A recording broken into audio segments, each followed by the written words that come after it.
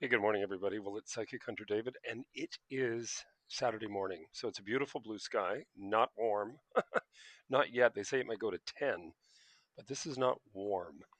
Um, but anyway, I am available. I do have openings over the weekend, all through next week. And remember, the special's on till Wednesday.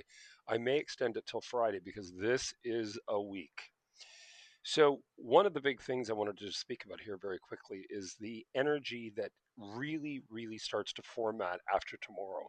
So, tomorrow through Friday, we build and build and build and build and build upon this stellium in Aries. Now, again, granted, you can see a lot of things going on, and the talks in Pakistan, and let's make peace and all this other.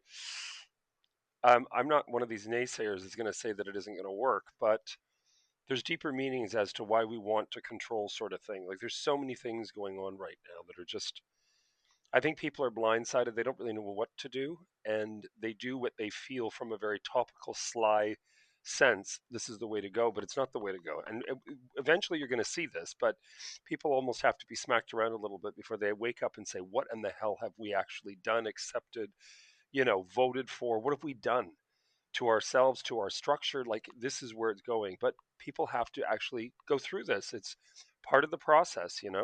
There's always the naysayers. There's always positive. You have to be able to kind of go somewhere in the middle and start to really recognize real corruption and how severely out of whack it is on a world level. And that's really what Aquarius is going to destroy. Aquarius, Uranus going into Gemini, people will trip up and they'll trip up through technology. This is where they'll trip up, and this is where we're going to start to see all this exposure.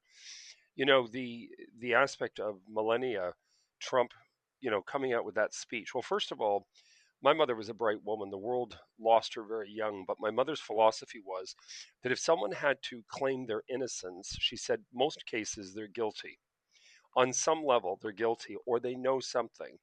So to me, it was sort of, why do you need to yell and scream? She didn't yell and scream, but why do you need to do this propped up, I'm innocent, to plead to the people? I mean, yes, you're separating yourself from the big D, but there's more to it than that. But anyway, we will see in each one of our lives. Be very careful when you really plead to such a degree your innocence. Usually that's narcissistic, and you're looking for, naysayers that are going to jump on board and people that are going to, change their mind about you. And usually it's because you're guilty. And just be careful about that. Silence breeds contempt because no one knows what you're thinking, what your next move is going to be, or what you're going to do. So just be aware of that. Don't say too much. This is a time where we keep the lips shut because it's a really tense week. But I wish you guys all the best. I'm around. You heard it here first. And I hope you enjoyed the day. Cheers.